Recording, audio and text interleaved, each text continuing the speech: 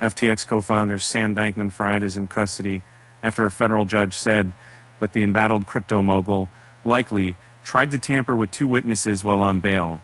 U.S. District Judge Lewis A. Kaplan revoked the 31-year-old's bail following a hearing in Manhattan on Friday. Bankman-Fried took off his jacket, tie, and shoelaces and was immediately placed in handcuffs as marshals escorted him out of the courtroom.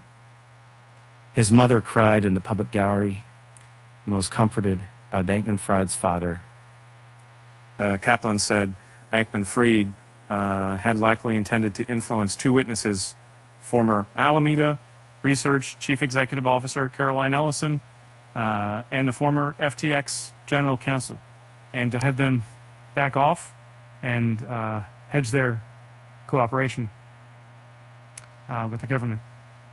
A defendant's speech is not protected to the extent that it is intended to bring about a crime, Kaplan said. And Window, the former FTX chief executive officer's lawyers, immediately filed a notice of appeal over the bail decision, but lost an application to stay Kaplan's order. That meant Bankman-Fried would remain in jail while his legal team fought to overturn the revocation in the Second U.S. Circuit Court of Appeals.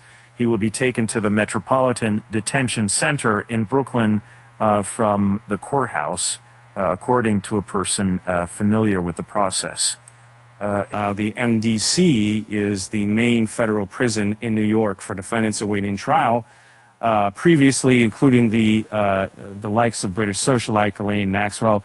It is unclear how long Bankman-Fried will stay at the MDC, with prosecutors suggesting he could potentially be moved to the Putnam County Correctional Facility in upstate New York. Prosecutors had asked the judge to revoke Bankman-Fried's $250 million bail package after accusing him of leaking documents in an attempt to discredit Ellison, who will likely be a key government witness.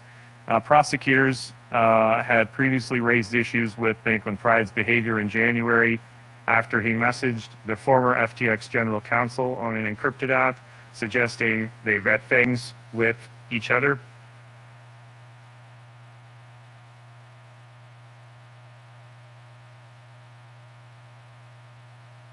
Bankman-Fried's message to the former general counsel was an attempt to have both men sing out of the same hymn book and an attempt at witness tampering, Kaplan said.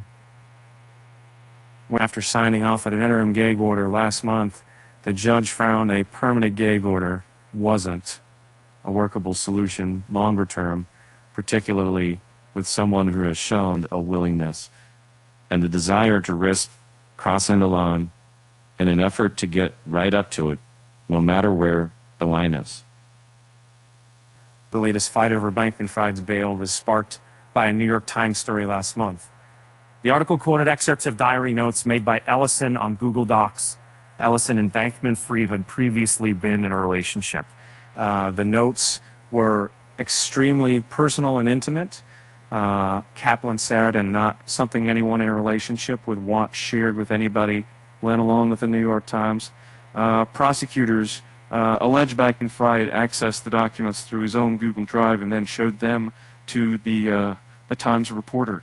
In arguing against detaining his client, lawyer Mark Cohen had pointed to the need for Bankman-Fried to adequately prepare for his upcoming trial, a task that would be difficult from inside the MDC. Prosecutor Danielle Sassoon said the government had spoken to the Putnam County Correctional Facility, about 2 hours north of New York City, where Bankman-Fried could use a laptop for the internet access and to review legal materials.